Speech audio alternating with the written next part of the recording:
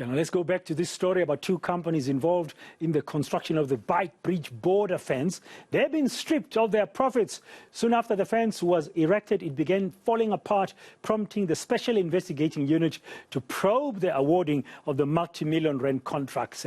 Kaizer Kganyago, speaking on behalf of the SIU, is back with us. Tate Kganyago, thank you very much. And understandably, we are in the middle of those power cuts by Eskom, but I'm glad you managed to connect again with us. My first question to you is, my understanding is that from the headline of your press release, you're stripping them of profits that were earned from the 40.4 million rand. There will be other steps then, next steps, to make sure you understand how much profit these companies got. What are the next steps? Thank you very much, Braden. What the court has ordered is that they must provide the income statement to the court of the expenses that they have incurred when they were doing the fence, and then on the balance between what was paid, which is the 40 with the contract, which is 40.4 million rand. Therefore, the remainder that was not in the expenses will be the profit that we have got to take back to the Department of Public Works and Infrastructure. And so that is the process that will happen, and the court has ordered that it be in 30 days. Yeah, so is it possible that most of the money will be recovered? Yes, it is, because you'll remember when this matter started, they were already paid about 21.8 million rand in advance. And we then went to the tribunal and ordered that the remainder of the amount should not be paid. Therefore, the money is being kept by the Department of Public Works. Therefore, once we know what the difference is, if it is within what is remaining in the department, then we just keep it in the department. If it is more, we'll then have to ask for more from them. But we think that it will be within what we have kept and not paid to the companies by now. That advance or prepayment was irregular, wasn't it?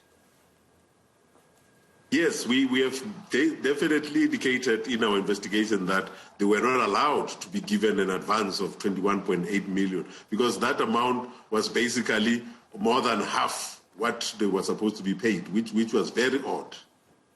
Yeah, in your statement on this, you reflect on what Judge Lebogang Modiba said in her ruling during the special tribunal ordering that Caledon River Properties and Prof Team CC must pay back these profits within 30 days. You reflect on the matter of accountability within the Department of Public Works and Infrastructure. What kind of accountability can we anticipate, Tate Kganyago?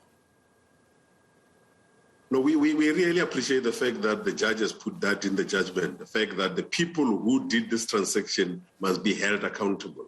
And we, as the SIU, we have already, a long time ago, sent the people and the evidence to the department to say, these are the people who did this transaction, this is what they have done. And we're expecting the department to be able to discipline them and make sure that there's consequence management. And now that it is even part of a judgment, it carries more weight that they have to do it because it's an order of court.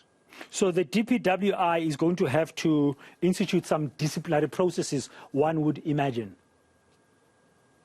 No, definitely, and that is what we expect from them. Okay. Now, away from this case, while I have you, before we lose you, due to this load shedding that's happening around the country currently, just generally, the SIU currently, how many other matters are you seized with in Tate Kganyago, busy investigating, and how much are they? Yeah, I don't have the quantification with me now, but I know that besides the more than 1,000 that we were finalizing with the PPE, we have got many others cases that we're dealing with at Eskom.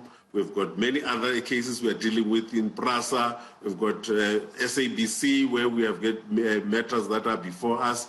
And we have got about 700 NPOs that we are looking into in relation to the National Lottery Commission. And it's a lot of work that is before us, besides the other matters that are there in the provinces. Like in Limpopo, we are looking into, not only in Limpopo, the whole of the country, we are looking into matters that relates to TERS. You remember the TERS one. There is one that affects one private prison in Limpopo that we are looking into, and all of those are before us. I don't have the quantification in terms of how much they cost.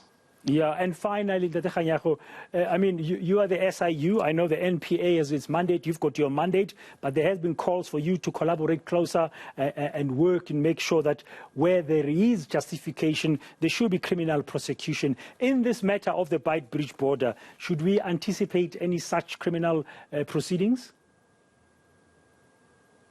Yes, you should anticipate, because we have made referrals already, but obviously it is in the terrain of the NPA to look at the evidence that we've provided them, and we be in a position to decide whether they want to deal with it. But we are working with them. We are working on the way we do business between the two parties, and the memorandum of understanding is now being reviewed so that we are able to have powers to be able to ask them how far they are to assist each other, and we're working nicely with them in the Fusion Center to make sure that all the matters that we bring before them are dealt with speedily. Thank you very much for your time. That's Kaizer Kganyago speaking on behalf of the SIU here on eNCA.